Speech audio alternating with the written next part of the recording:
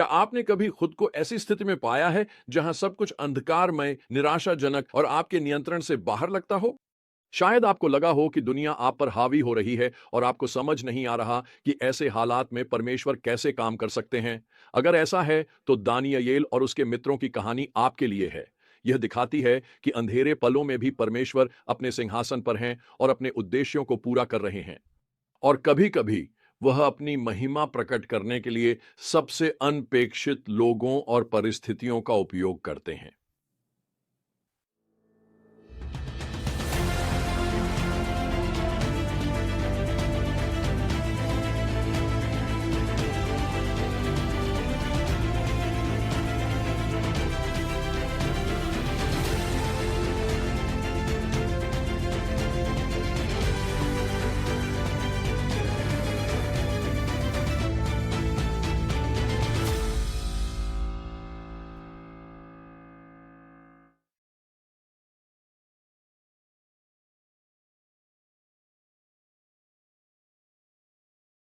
इस अंश का मुख्य संदेश प्रभावशाली है। परमेश्वर की संप्रभु योजना न्याय के समय में भी लगातार आगे बढ़ती रहती है।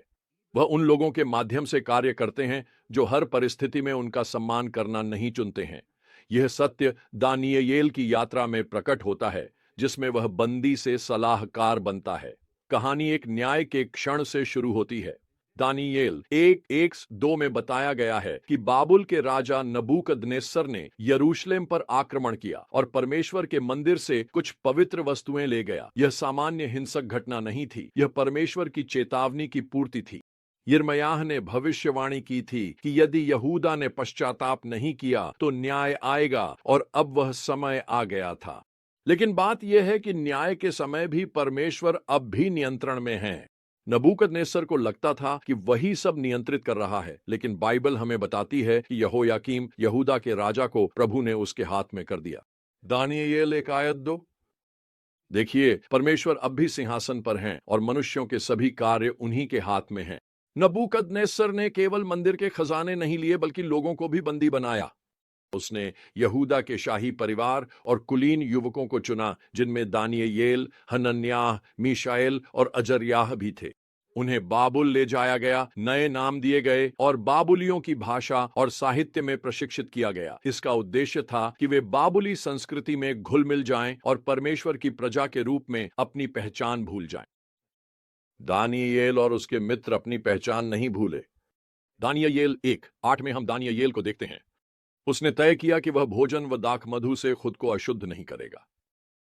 यह बस भोजन की बात नहीं थी, यह परमेश्वर के प्रति निष्ठा थी। दानिय्येल जानता था कि राजा का भोजन खाना उसके विश्वास से समझौता होता, और उसने ऐसा करने से इनकार किया। इसके बजाय उसने सब्जियां और पानी पीने की अनुमति मांगी। शुरुआत में जो प्रभारी अधिकारी डर गए। वह नहीं चाहता था कि दानिय्येल और उसके मित्र दूसरों से कमजोर दिखें और राजा का क्रोध झेलें, लेकिन दानिय्येल ने एक परीक्षा का प्रस्ताव रखा। उन्हें 10 दिन तक सिर्फ सब्जियां और पानी दीजिए, फिर उनकी सूरत की तुलना दूसरों से कीजिए। 10 दिनों के अंत में दानिय्येल और उसके मित्र बाकी सभी से अधिक स्वस्थ और पुष्ट दिखे। परमेश्वर ने उनकी निष्ठा का सम्मान किया। परमेश्वर ने दानिय्येल और उसके मित्रों को शारीरिक रूप से आशीषित किया, साथ ही बुद्धि और समझ दी। दानिय्येल 1:17 हमें बताता है कि इन चारों युवकों को परमेश्वर ने हर प्रकार के साहित्य और ज्ञान की समझ दी, और दानिय्येल को हर प्रकार के दर्शन और स्वप्न समझने की क्षमता दी। यह सब परमेश्वर की कृपा से था। दानिय्येल 2 में हम देखते हैं कि परमेश्वर ने दानिय्येल की बुद्धि से अपनी शक्ति प्रकट की।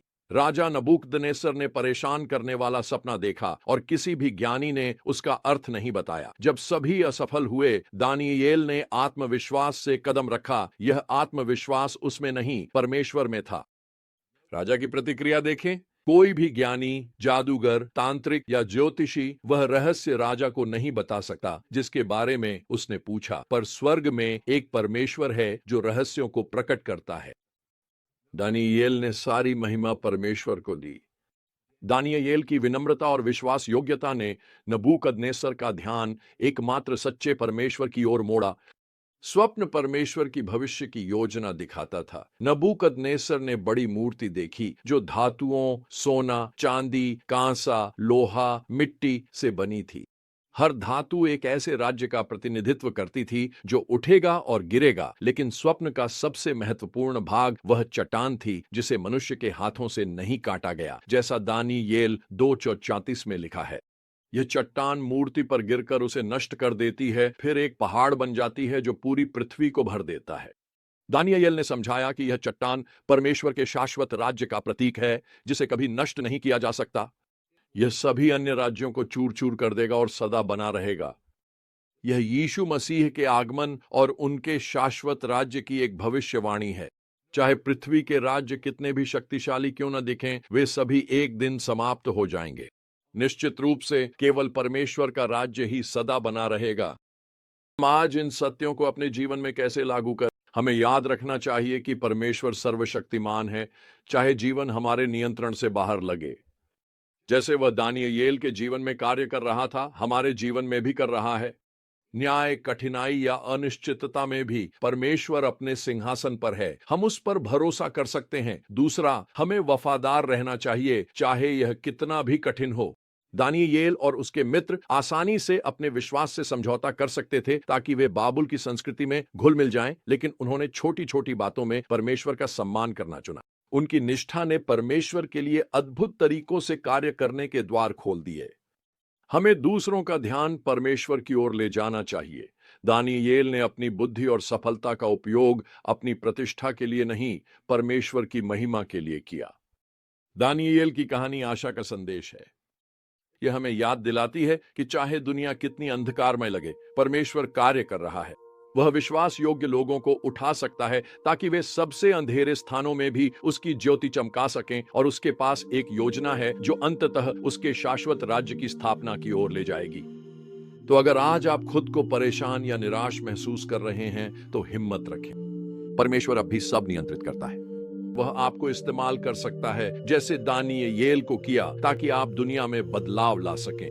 विश्वास योग्य बने रहें, उसकी प्रभुता पर भरोसा रखें और सारी महिमा उसी को दें, क्योंकि अंत में उसका राज्य ही विजयी होगा।